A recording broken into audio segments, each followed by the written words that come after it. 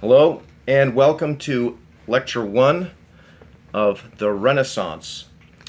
Today I'm going to talk about mostly, I think, the sort of general cultural historical background of the Renaissance, and hopefully get into some general characteristics of Renaissance music as well. And in order to do this, I'm going to have to be kind of flipping back and forth. And you should be aware the historical background stuff is on page 64 and 65 in the book. So since we're covering two eras in this unit, the Middle Ages and the Renaissance, they give historical background on the Middle Ages from 62 to 63, and then historical background on the Renaissance from 64 to 65 and a little bit over into 66. And then they get into music of the Middle Ages. And then, a few pages later, page 81, they get into music of the Renaissance. Kind of wish they hadn't done it that way, but that's the way they did it. So just be aware that the material concerning the Renaissance is in two separate places. A little bit for the historical background, and a little bit, and later, the part about the music itself. So, as with any historical era, the first thing to know about it is, what does the word mean and when was it? Renaissance means rebirth. And as I think I've mentioned before, the thing that was being reborn, and this is sort of a conscious effort on the part of the sort of thought leaders of this period of time, the thing that was being reborn was sort of like the spirit of antiquity.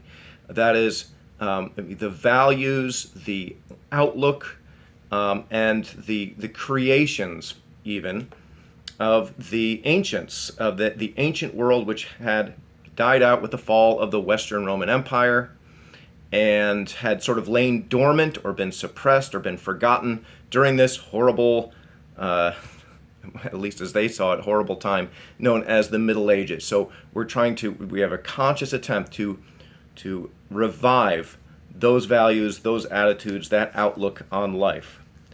And the dates 1450 to 1600, I've already talked about 1450 a little bit.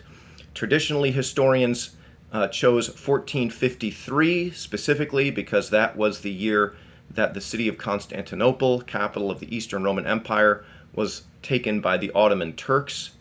And of course, there was a lot of other things going on at this time. The invention of the printing press right around that time, and some other things that we'll talk about. But that's sort of the significance of that date.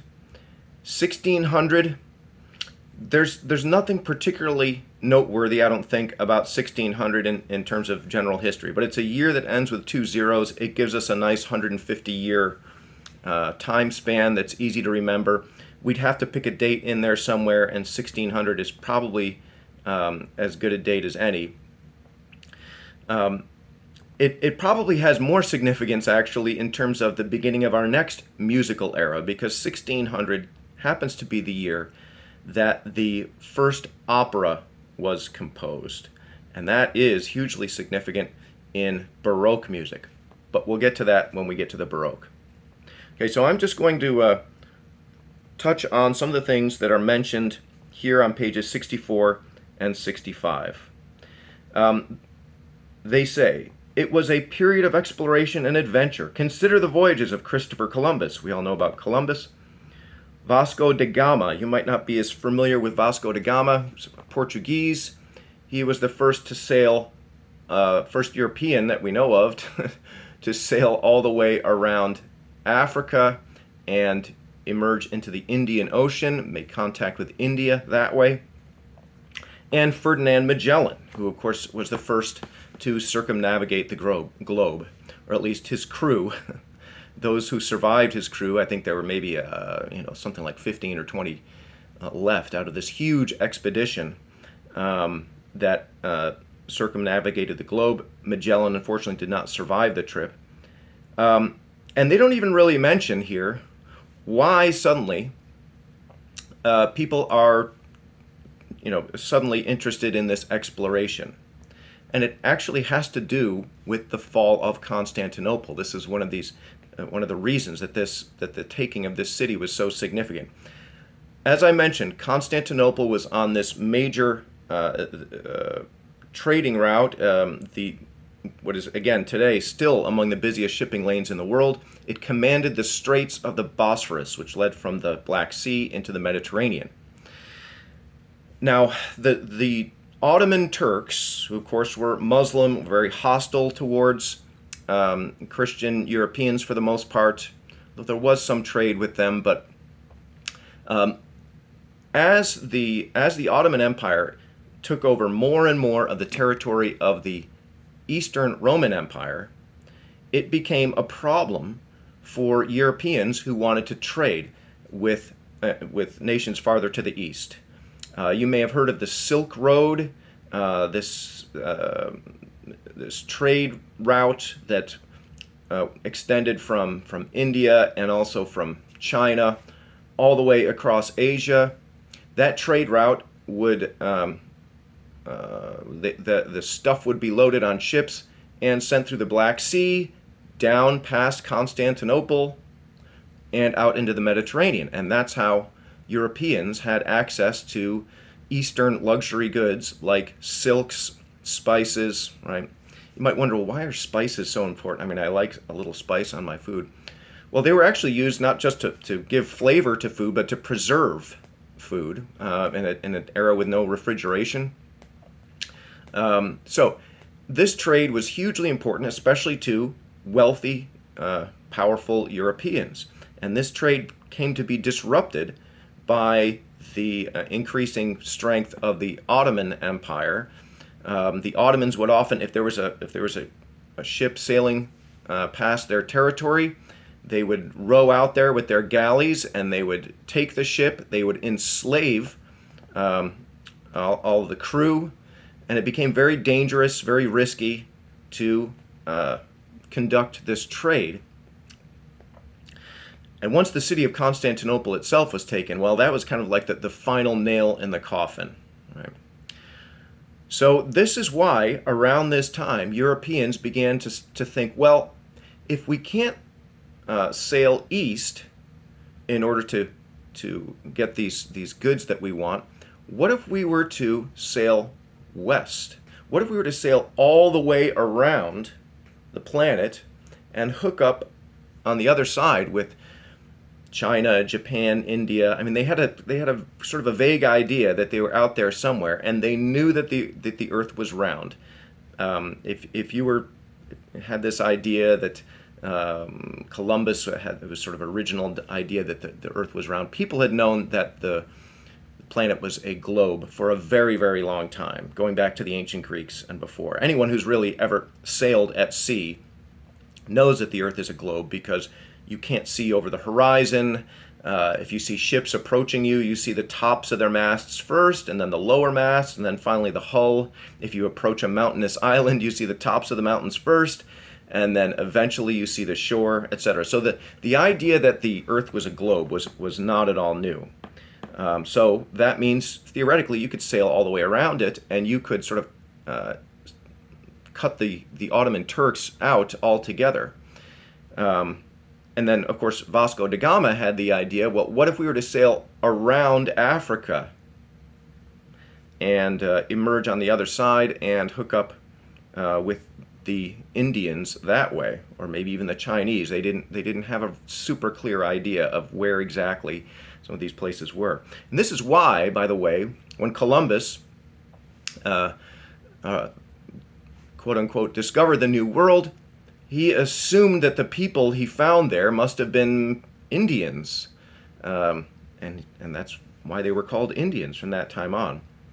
Of course, Columbus didn't discover India. There was a whole new continent there, and this, of course, led to all kinds of things that we don't have time necessarily to get into. But this is by way of explaining why one of the reasons why the fall of Constantinople is so significant. This is what spurred this exploration and this age of discovery.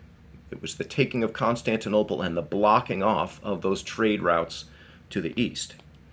I think I mentioned also, speaking of Constantinople, that The taking of the city was accomplished by the use of cannon. And this was the first time that a big walled city like this was breached by the use of cannon. Now, gunpowder had been known to the Chinese for a while. It had been used in the Hundred Years' War in the late 1300s between the English and the French. But it was still kind of in its infancy, the use of guns. And this is the first time that it really proved decisive in knocking holes in a big wall so that the army could pour in. And this meant that the entire way that warfare was conducted really had to change. The old, going back to ancient times, literally ancient history, when you have walled cities, and then into the medieval. What is the iconic kind of structure of the medieval? It's the castle. Well, these kinds of castles and walled cities aren't nearly as useful if cannon can knock them down, and that means the mode of warfare changes dramatically, really from that point on, from 1453 onward. Military leaders can recognize that something's going to have to change, that they're going to have to get guns, and they're going to need mass armies, and that their castles, their walled cities aren't going to be much of a defense anymore. Hugely significant, the invention or let's say the application of gunpowder and guns in this way. It was an age of curiosity and individualism, as can be seen in the remarkable life of Leonardo da Vinci, etc. Curiosity and individualism. These are two habits of mind that are definitely at odds with that medieval mindset that I talked about in the lecture on the historical background of the Middle Ages. Right?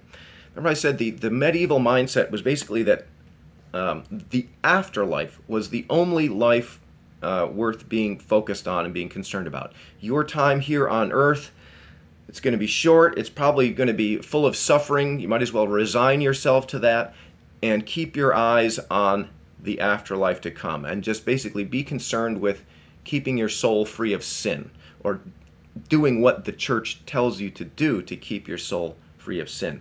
Curiosity and individualism do not fit well within that mindset. Like if you're curious of what the Bible really says, and if you want to read it on your own, again, very much discouraged by the Catholic Church during the Middle Ages. That's what the clergy is for. We will tell you what it says. You shouldn't even attempt to read it on your own. You will misunderstand. It will lead you astray. But this new attitude of curiosity and individualism, it's all a piece with this very important term here on the next page, page 65, in bold print and italics, and that is humanism.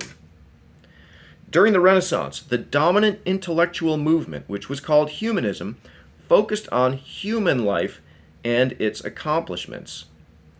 Now, this following sentence is a little bit misleading. It says, humanists were not concerned with an afterlife in heaven or hell.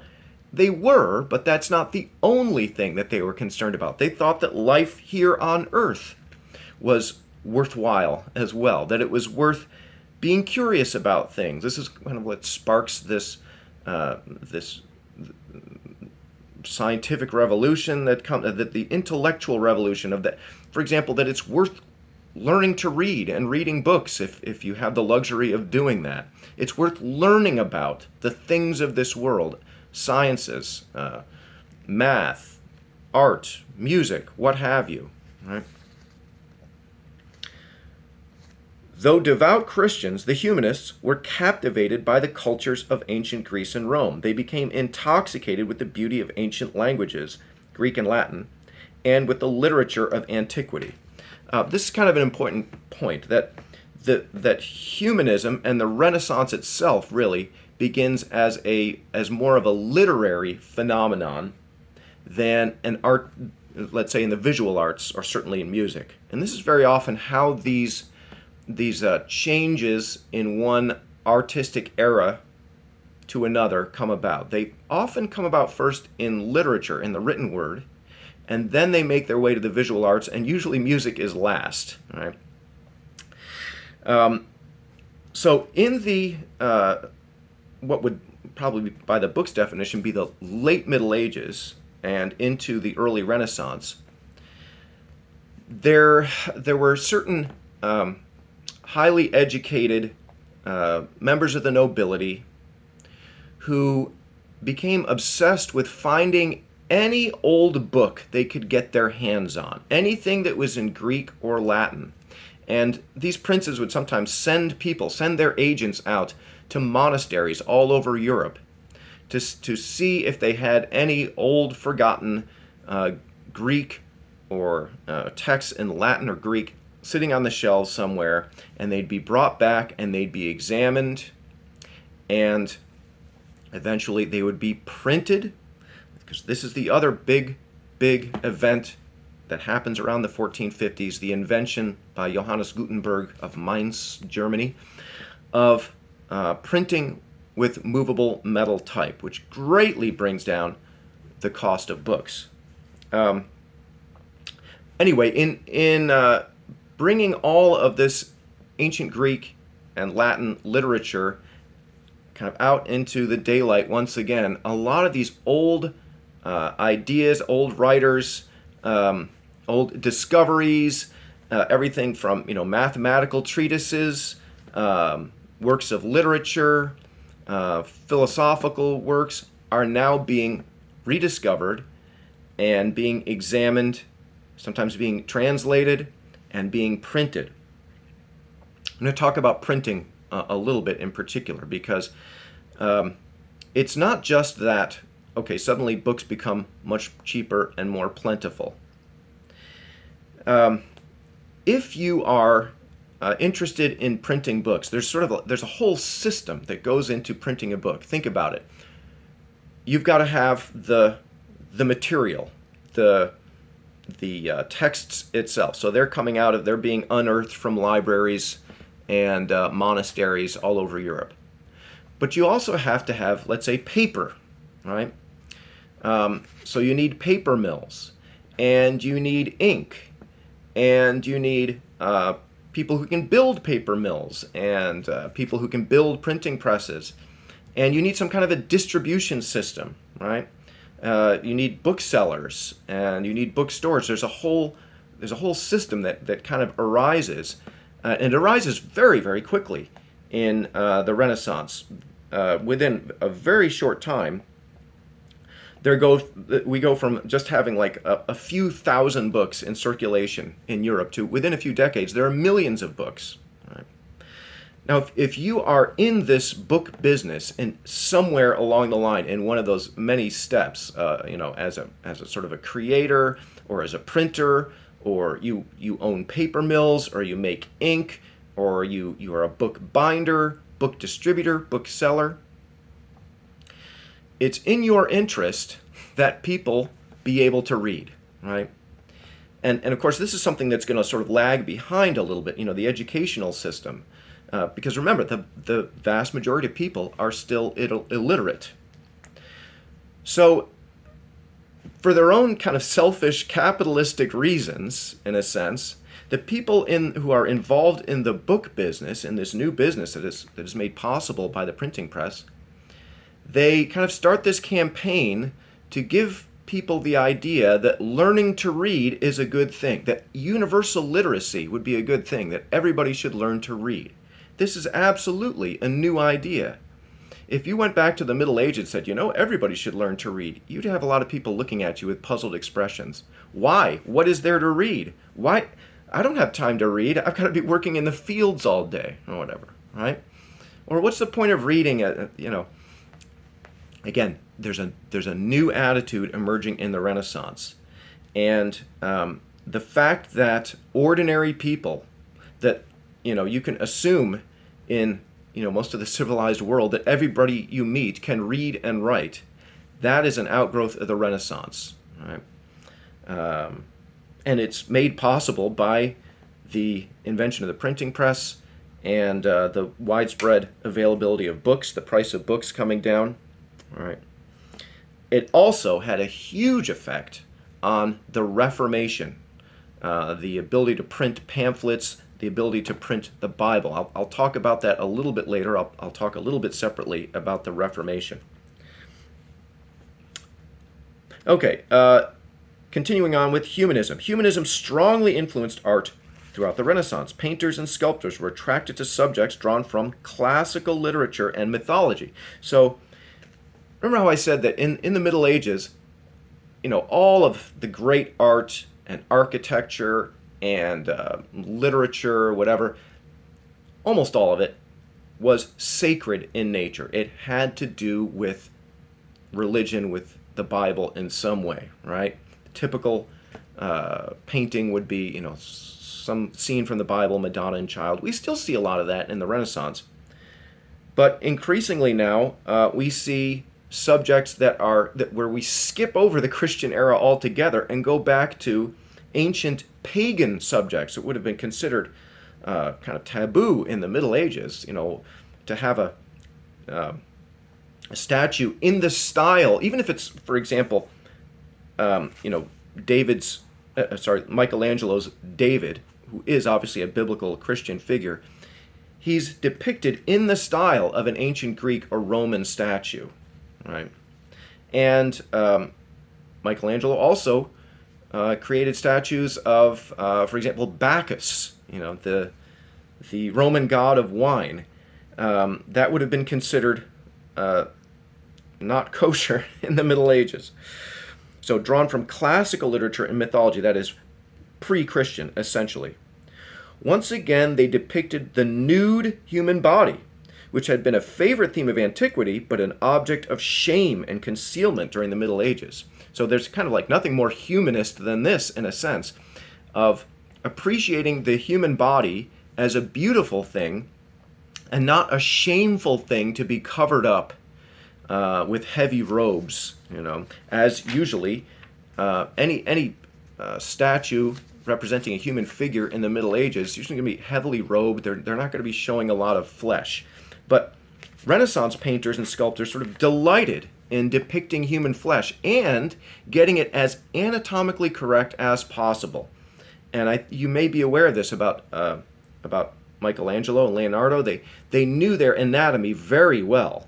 In some cases, because they went out to graveyards and dug up freshly interred corpses so that they could exhume them and do autopsies on them and see exactly how the human body is constructed so that they could depict it more realistically. First of all, so that they could just understand it. They were interested in understanding it for the sake of understanding it, but then also so that they could more realistically depict it. And in addition to Michelangelo's David, completely nude, right, and buff, and like a Greek god almost. Look at this painting by Raphael of the Madonna and Child, and notice how, unlike the medieval depiction of the Madonna and Child, which is just on the reverse page. Actually, let's look at this one first. So this is a medieval Madonna and Child. It's in your ebook if you've got the ebook. And in typical medieval fashion, first of all, it's not terribly realistic. I mean, the proportions are off. Well, for one thing, this painting was probably meant to be seen from way below, and that's why the nose appears so long and the fingers appear so long, because if you're looking at it from below, those things become shortened by your perspective. But nonetheless, even considering that, it's very flat and sort of two-dimensional, and everybody's covered up with robes. I mean, you can see hands and faces, and that's about it. And baby Jesus doesn't really look like a baby. He looks like a kind of a shrunken man. He doesn't have the proportions of a baby.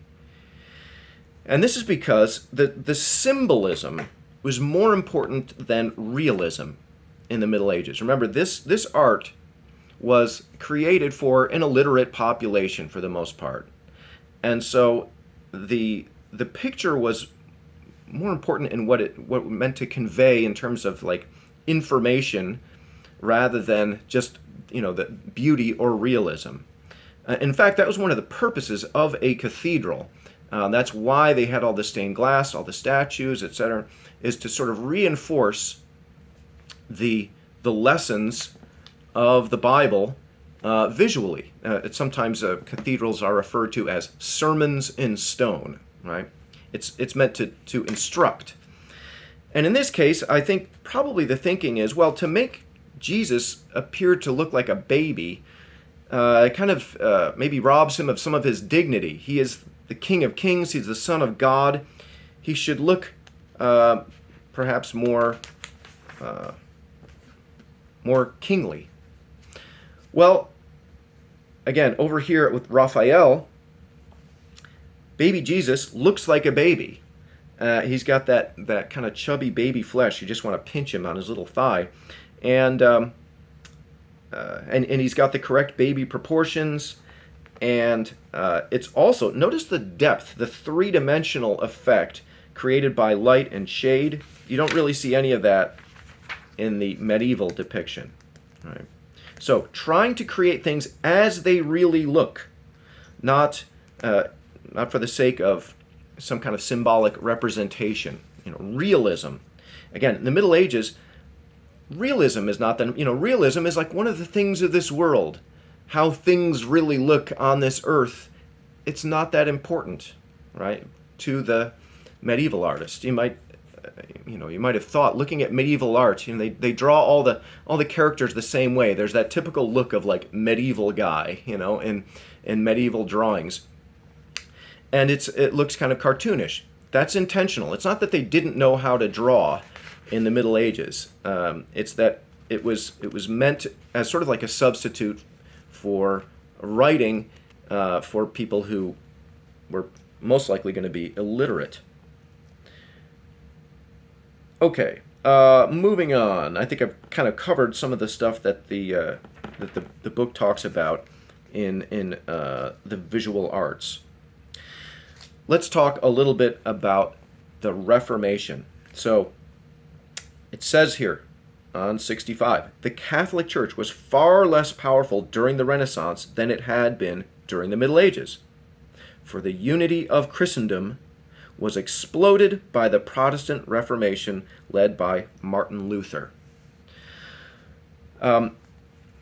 So I think I've mentioned again, referring back to the lecture on the historical background of the Middle Ages, toward the later Middle Ages, the church as an institution, as happens so often with old institutions that have been around for a while and have been king of the hill for a while, they take that position for granted. They become sort of out of touch.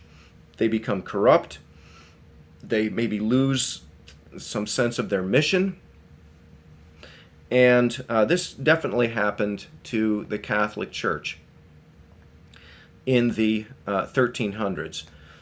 I mentioned about the Western Schism. So this is a period of time, decades, when there were two rival popes, both claiming to be the legitimate pope. And this is, imagine if we had, which we kind of almost did back in the year 2000, imagine if we had a presidential election and the vote count was very, very close, and there were lawsuits, and both presidents-elect claimed to be the legitimate president, and of course everybody would voted for one or the other. They would hunker down in their own camps and be vicious towards each other. And also there would probably be a certain number of people looking back at both of them and saying, to heck with it. This whole system, to heck with both of them. This whole system is bad. The whole system is corrupt. It's sort of like, now, those people who would have looked at it, the whole thing, with contempt, they still had strong faith. They still believed in God. They still believed in the teachings of the Bible, etc. It's the church as an institution that they no longer believed in. In fact, they believed the church was sort of betraying its principles. One thing in particular really annoyed Martin Luther. Just one aspect of the corruption of the church. I mean, you could write volumes on the corruption of the church in the late Middle Ages. But there was one thing in particular which really bothered Martin Luther. So Martin Luther was himself an ordained Catholic priest. He was a monk. And he became obsessed with the practice of selling indulgences. And indulgence is basically a donation that you give to the church, and in return, you are promised that basically your sins will be forgiven, even those sins which you may have not confessed, that had not been removed in the last rites before you die by the ministrations of a priest, so that you can, hopefully avoid purgatory and go straight to heaven. And this is a very, very common practice in the Middle Ages, the selling of indulgences. There were people who sort of made a living selling either real indulgences or fake indulgences. They would go around to from one village to the next and set up shop selling indulgences. And you give them a certain amount of money, and they give you a piece of paper that says, you've been forgiven. And if you're, let's say, a wealthy landowner, and maybe your child just died, or your wife just died, and you're a little concerned about whether they might wind up in purgatory, you might go to the local monastery and say, if I were to build a new wing onto your compound, or if I were to give you X amount of money, what could you do for me? And the friar might say, well, we can get 20 or 30 of our best monks praying for the soul of your dearly departed family member. So this struck Luther as an outrage, and in particular, he was on a sort of a business trip as a young cleric. He was on an official mission to Rome, and he was just kind of disgusted by the corruption that he saw there. I mean, he'd already been bothered by the sale of indulgences, but while in Rome, he saw openly, without any attempt to hide it, bishops and cardinals going into houses of prostitution. Right?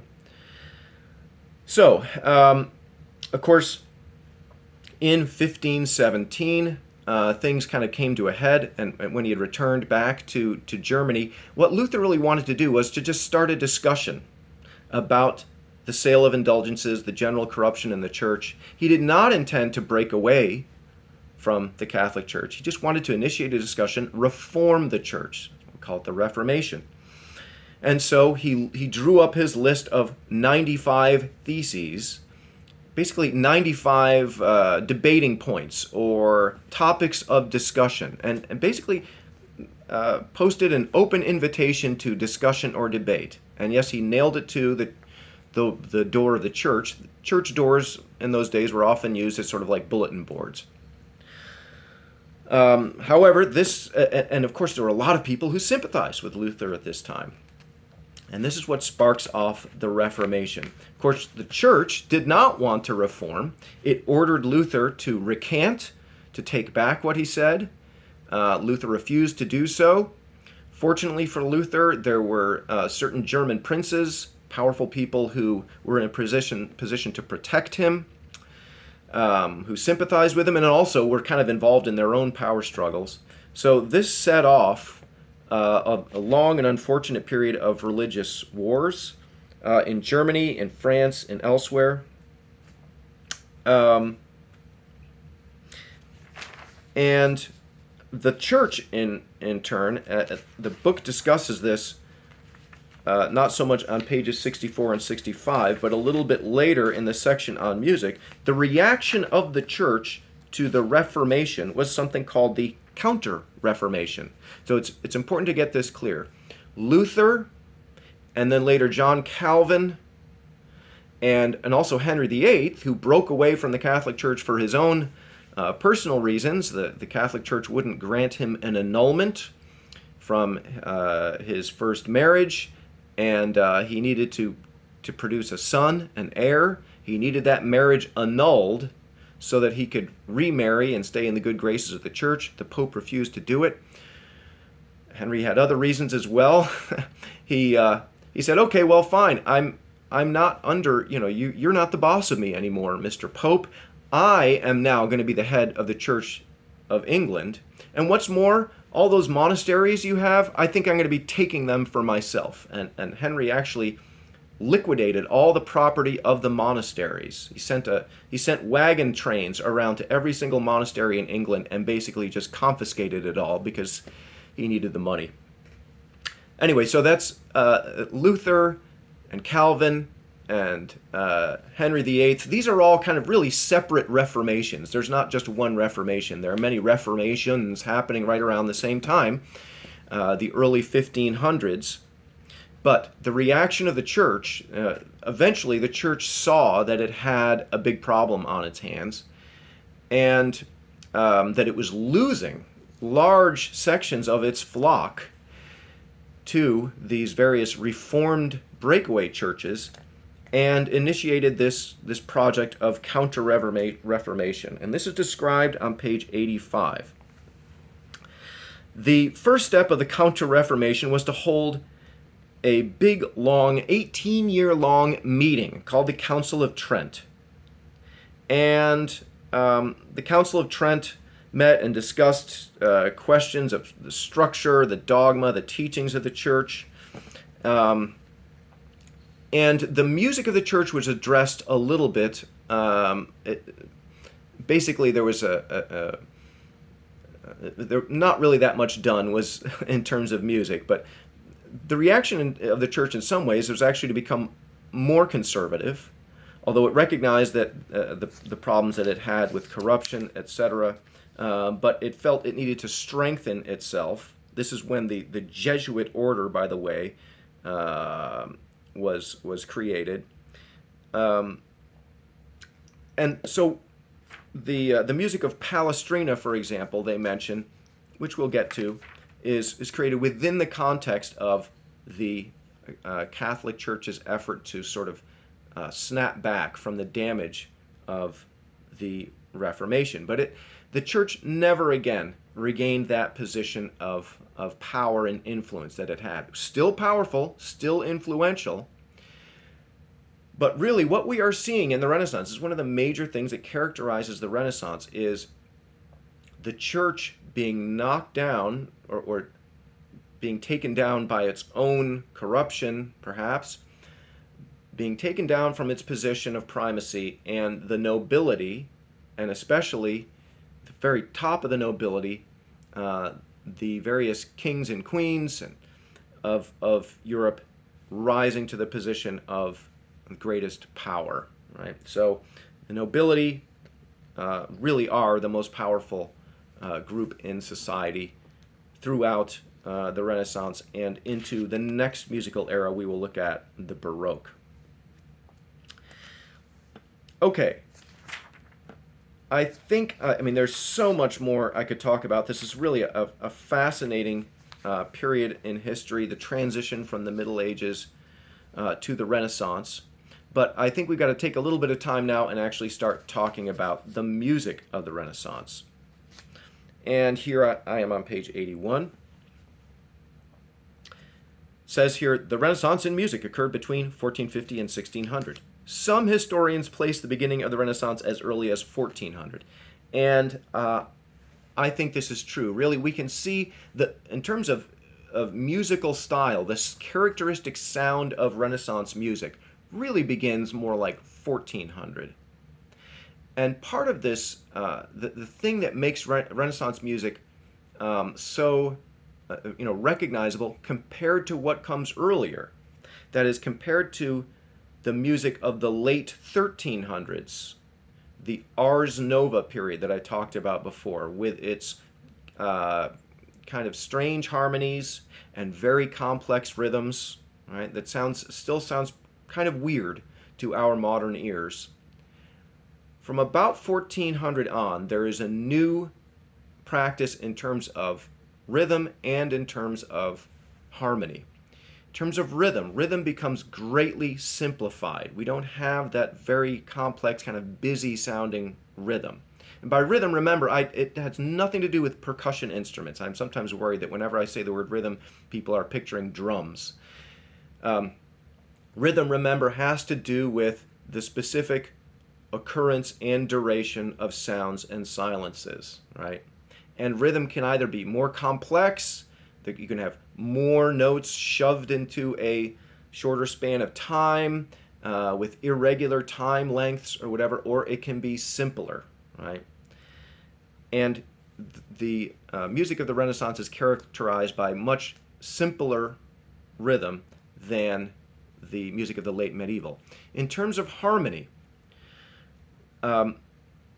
music of the Renaissance, there comes to be a new appreciation for the interval of a third.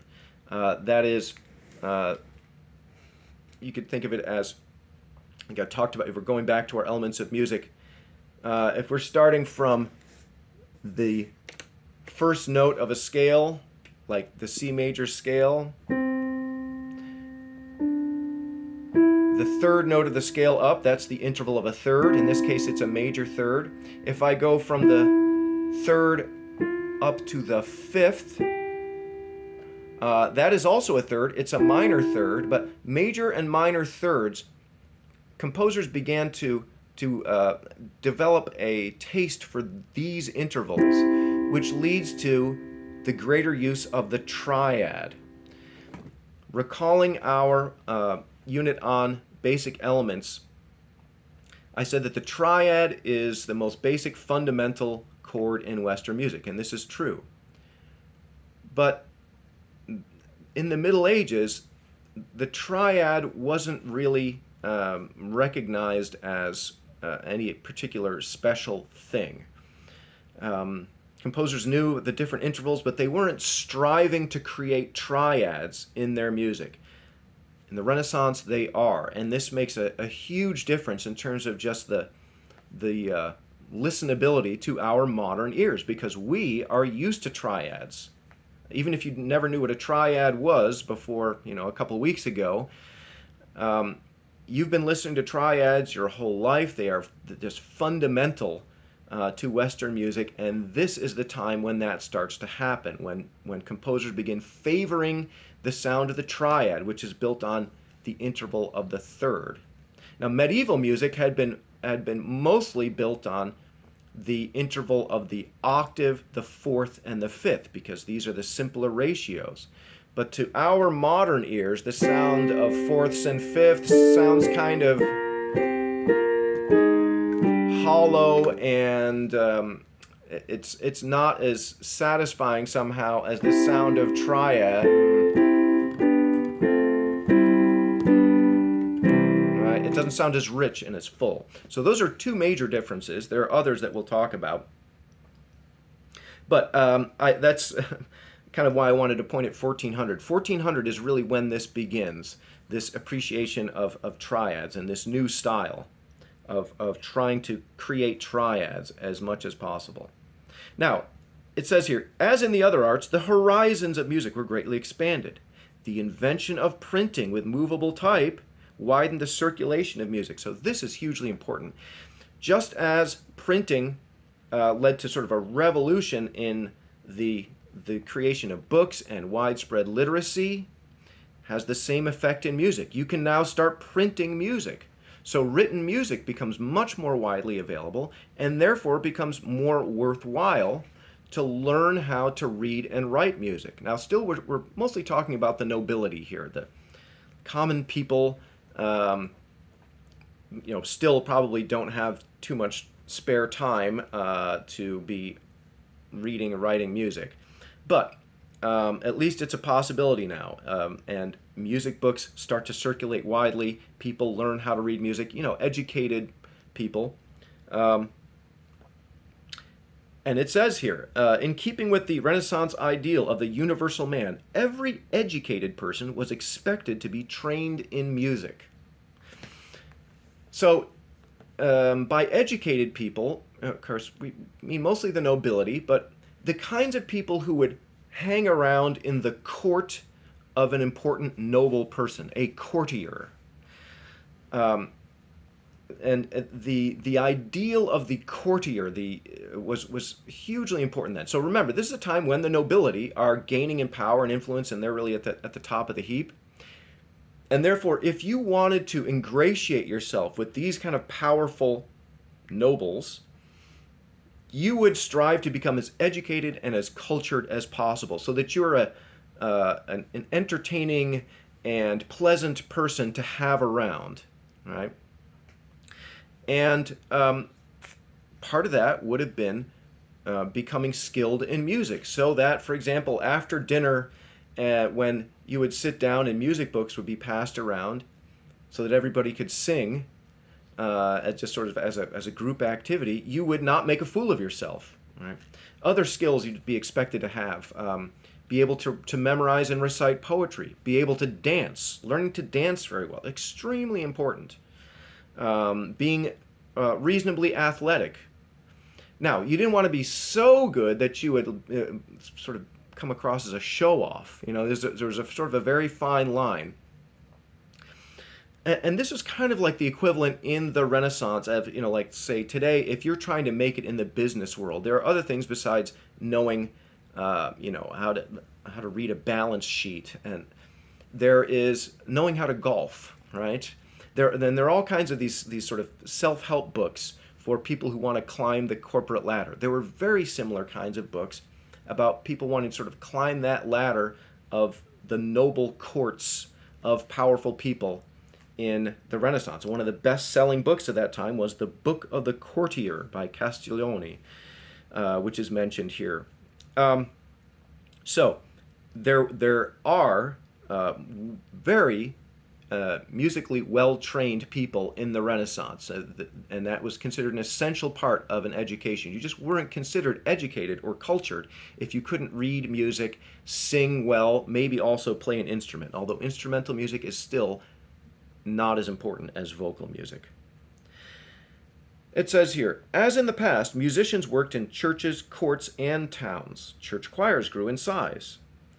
However, musical activity gradually shifted to the courts. That is to say, remember that in the Middle Ages, most important musicians were themselves members of the clergy, right? And the important music, the music that was worth writing down, was music of a sacred character that was meant to be performed in the context of a church service. The church was the main employer of musicians. Well, now that the nobility is at the top of the heap instead of the clergy, yeah, the church still needs musicians, right? And they will always need musicians.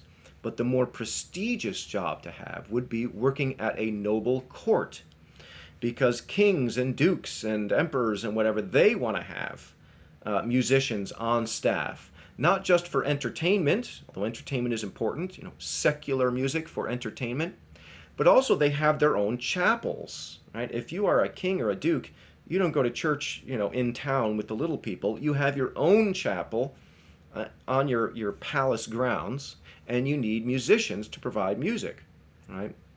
So all things being equal, the working at a court had higher pay, better prestige. You were sort of had more proximity to the people who had real power than being a church musician, which was of diminished prestige. So that's a big change in the role of the musician, the role of the composer in the Renaissance. All right, characteristics of Renaissance music itself. I'm gonna go through these fairly quickly. You can read about them, but I want to touch on a few points. The first thing they mention, very important, words and music. In the Renaissance, as in the Middle Ages, vocal music was more important than instrumental music. So here's something that the Middle Ages and the Renaissance have in common. It is true for both that vocal music is more important than instrumental music, and instrumental music is kind of considered a sideline. And I think this is maybe a good place to stop and say, as you are learning about these characteristics of Renaissance music, whether from the lecture, from the book, try and keep in mind which ones are different from the Middle Ages and which ones are the same, which carry over. There may even be some questions on the test that are framed this way, like compared to music of the Middle Ages, music of the Renaissance is X, Y, and Z, right? So it's important to retain some of your understanding of medieval music as we move forward, and it's a good way to sort of to get a better handle on this new material, to say, okay, is that something that's the same or something that's different, right? So it is true that vocal music is still more important than instrumental music, and we're talking mostly about a cappella vocal music. That is, vocal music without instrumental accompaniment, purely vocal music. However, the humanistic interest in language influenced vocal music, creating a close relationship between words and music. So remember, Renaissance humanism really begins as a literary phenomenon with an appreciation for the great literary works in Latin, in Greek, that were being rediscovered around this time. And so Renaissance composers, who are very often setting poetry to music or setting biblical texts to music, they are striving to express the meaning of the words as faithfully as possible in the music. They are using this technique that I talked about back in the Elements of Music, text painting. Looking at the text and saying, okay, is there some way I can highlight the meaning of this word or the meaning of this phrase musically? Now, very often it's done in a subtle way that's not immediately obvious, that might not occur to you until you've listened to it 4 or 5 times. And other times it might be done in a more obvious way, especially maybe in a piece of secular music. Sacred music, by its nature, tends to be more subtle, more restrained. Secular music is very often maybe livelier. We have maybe more obvious instances of text painting. It doesn't need to have that same character of dignity and restraint, because it's essentially for entertainment and enjoyment rather than for the purpose of worship. Next characteristic, texture, hugely important. The texture of Renaissance music is chiefly polyphonic. Now, this is, again, something that it has in common with most late medieval music, at least the music of serious composers. People like Guillaume de Machaut, whom we talked about in the late, who was basically considered the greatest composer of the late Middle Ages, of the Ars Nova period. Polyphonic texture, again, is when we have multiple melodic lines which are considered of equal importance, that are equal and independent from each other. Right?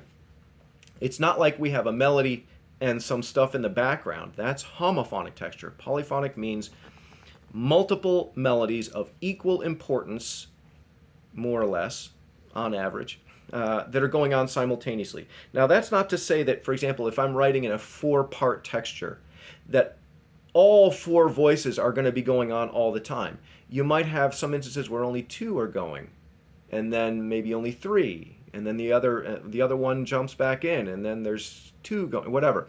The composer can mix it up.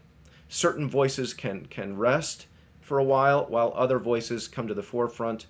Also, at any given time, even if you have all 4 voices going on at the same time, maybe the soprano voice has the more interesting melody at this instance, but then the bass will have the more interesting, that the composer is deliberately drawing your attention to one voice and then another, rather than having them all vie for your attention at once. It's just that overall the effect is of equal importance of the different voices.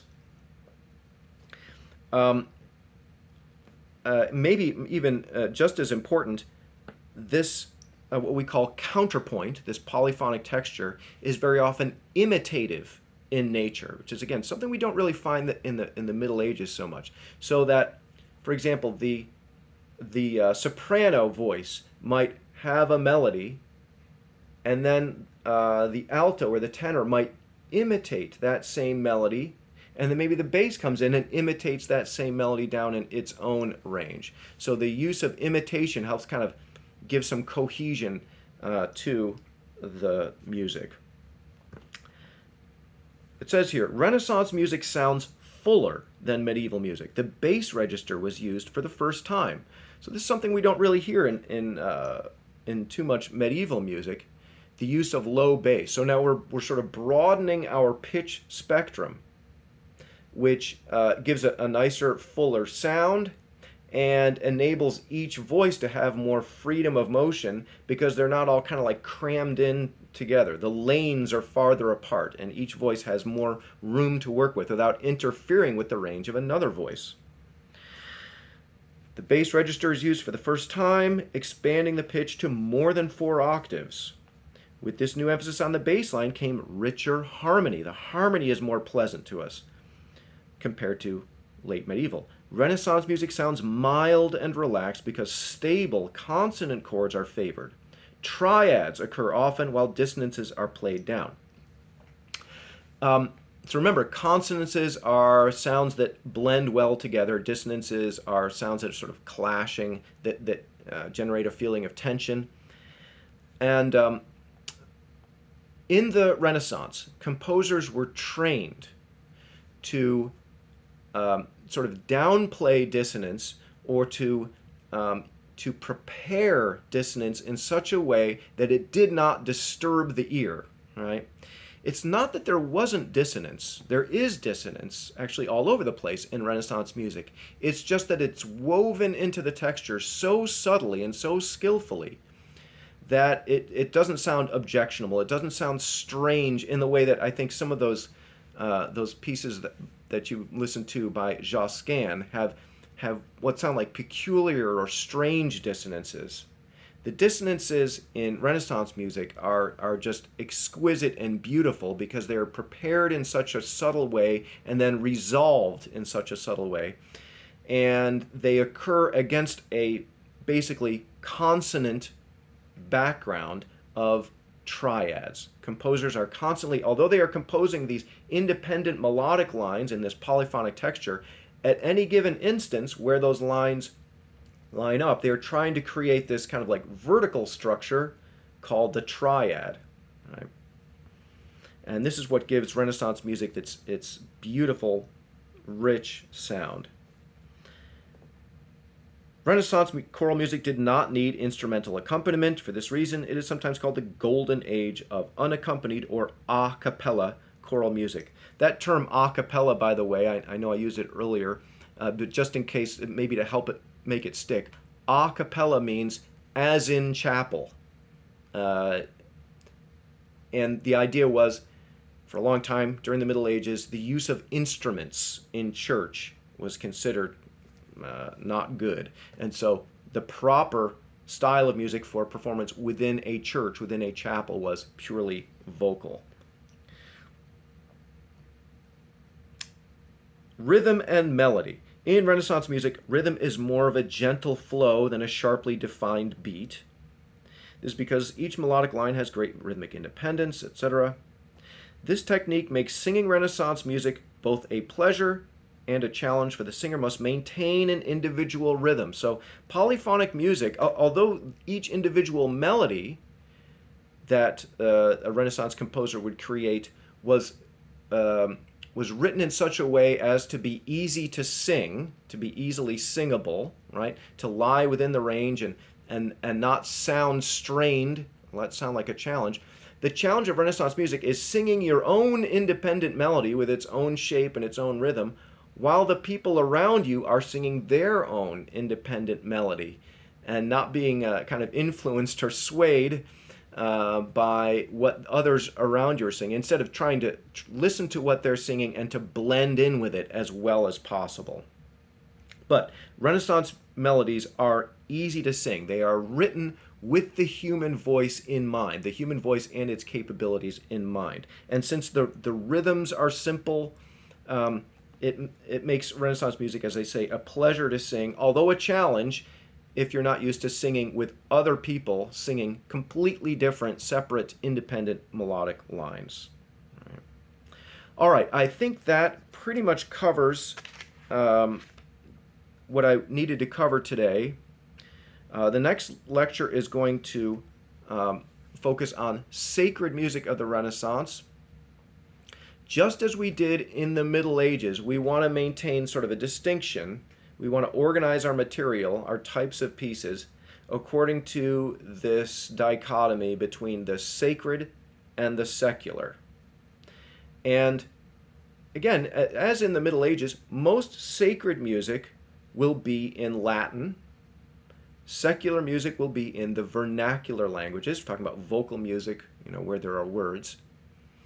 Although, now that we are into the Reformation and we have these breakaway churches, increasingly, some composers, like, for example, in England, are writing sacred music in the English language and not necessarily in Latin. They're still writing some sacred music in Latin, but we increasingly now start to see some examples of sacred music in vernacular languages. And maybe we'll find one of those examples for next time, an example that's not in your book, but one of my favorite examples of sacred music, which happens to be in the English language. So we'll look at a few examples. We'll talk about sacred music. We'll talk about a couple of composers in particular, Josquin des Prez and Palestrina.